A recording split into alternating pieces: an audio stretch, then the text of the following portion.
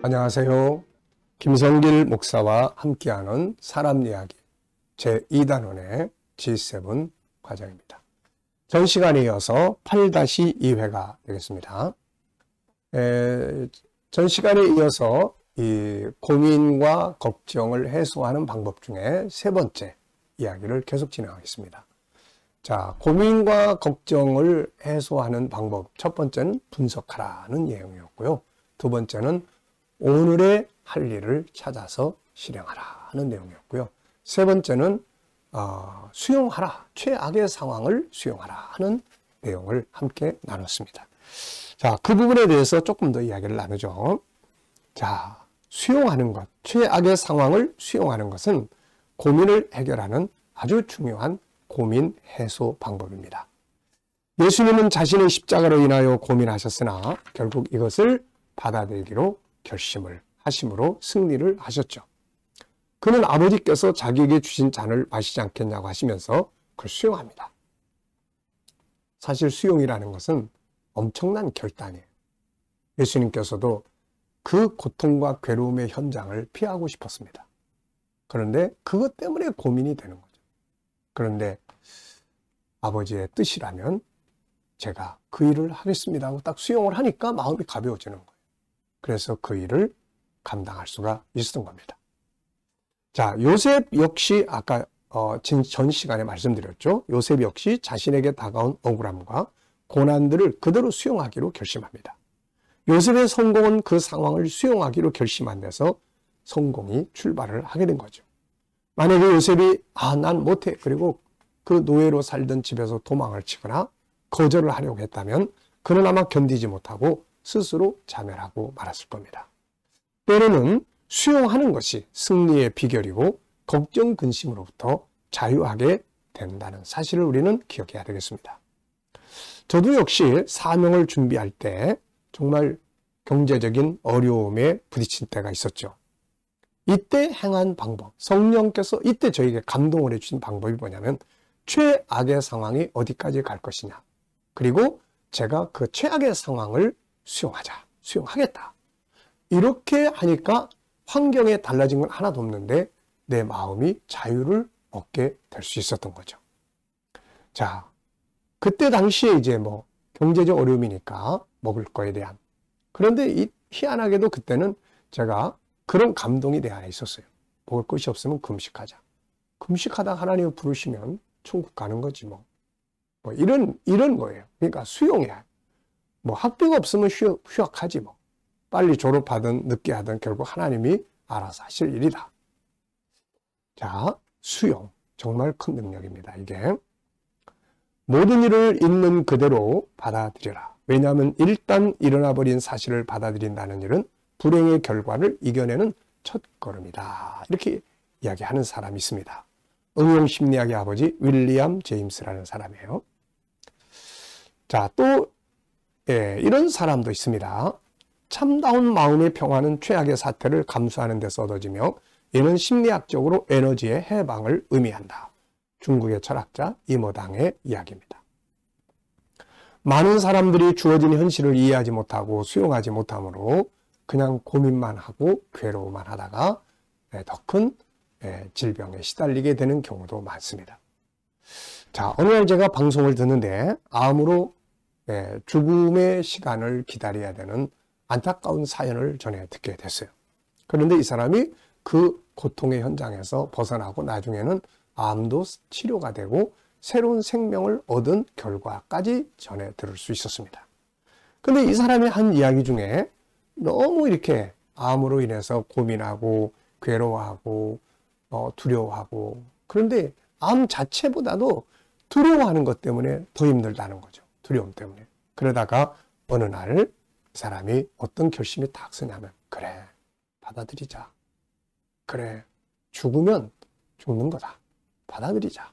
인생은 어차피 한번 왔다가 다 가는 건데 받아들이자.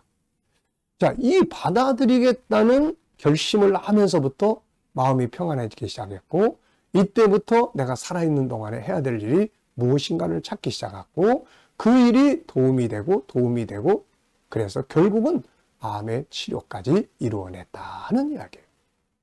야, 이게 성경의 가르침입니다. 죽고자 하는 자는 살 것이요. 네?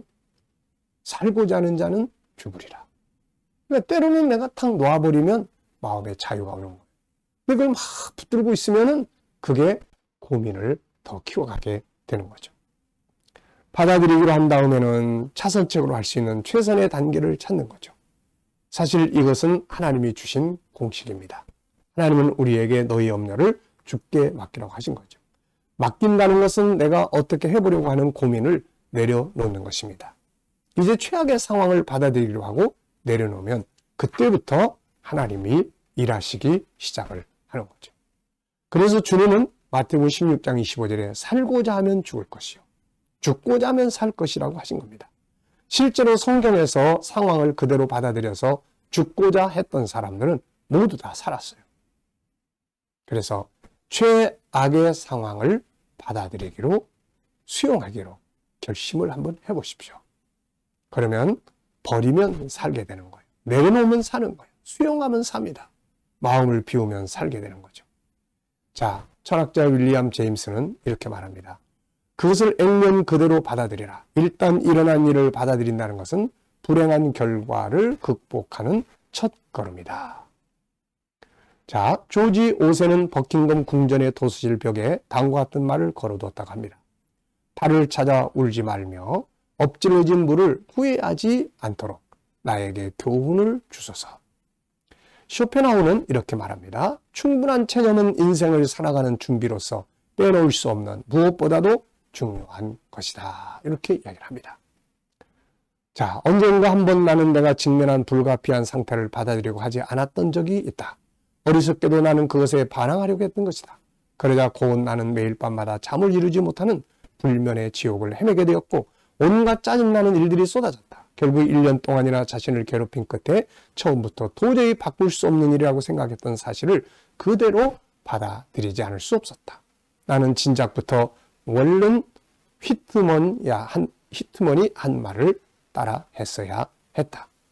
오 받아들일지어다. 밤의 폭풍 위에 굶주림에 조소에 제게 반항의 수목이나 동물이 그러하듯이 나도 그렇게 받아들일지어다. 나는 재산을 모두 잃더라도 고민하지는 않을 것이다. 걱정을 해봐야 아무런 도움이 되지 않기 때문이다. 나는 최선을 다한 후에 그 결과는 하나님께 맡길 뿐이다. 피니 스토아의 창설가인 제이시 펜이라는 사람이 한 이야기입니다. 또 헨리 포드는 이런 이야기를 했죠. 내가 감당할 수 없는 일이라면 하나님에게 맡기기로 했습니다. 클라이슬러 코퍼레이션의 사장 케이티 켈러는 또 이렇게 말합니다. 나는 난처한 사태에 부딪히면 할 수 있는 데까지 최선을 다한다. 그리고 할 수 없는 일은 잊어버리기로 했다. 나는 미래에 대한 걱정은 결코 하지 않는다. 누구나 미래에 생길 일을 예측할 수 없다는 것을 알고 있기 때문이다. 자, 참 우리만 고민을 하고 있는 건 아닌 것 같습니다. 기업인이든 철학자든 또 뭐 사상가든 정치인이든 뭐 어느 누구를 막론하고 사람은 다 고민 속에 삽니다. 그런데 그 고민을 어떻게 대처하느냐. 여기에 차이점들이 있는 것 같습니다. 수용할 줄 아는 것.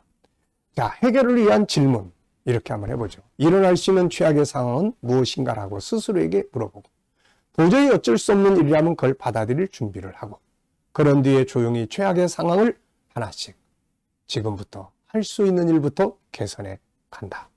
최악의 상황을 받아들이기로 한 사람들은 역설적으로 모두 승리합니다. 에스더 죽으면 죽으리라. 이 각오로 왕 앞에 나갔다가 오히려 놀라운 새로운 역사들을 만나게 됐던 거죠. 다니엘과 그의 친구들 뜻을 정하여 그리 아니하실지라도 최악의 상황을 수용하는 결심을 가지고 섰을 때 기적을 경험하게 됐죠. 요셉의 성공은 최악의 상황을 수용하고자 하는 데서 이루어졌습니다. 주님은 죽고자 하는 자는 살고 살고자 하는 자는 죽으리라고 하셨죠. 그리고 우리는 이런 속에서 수용하기로 한 다음에 가만히 있지 말고 하나님께 맡길 일은 하나님께 맡기고 내가 할 일을 찾아서 내가 할 수 있는 일은 지금부터 할 수 있는 일부터 시작을 해보는 거예요. 그러면 항상 최악의 상황은 새로운 국면으로 가게 되는 겁니다. 자, 이 시간 여기까지 하고 마치겠습니다. 감사합니다.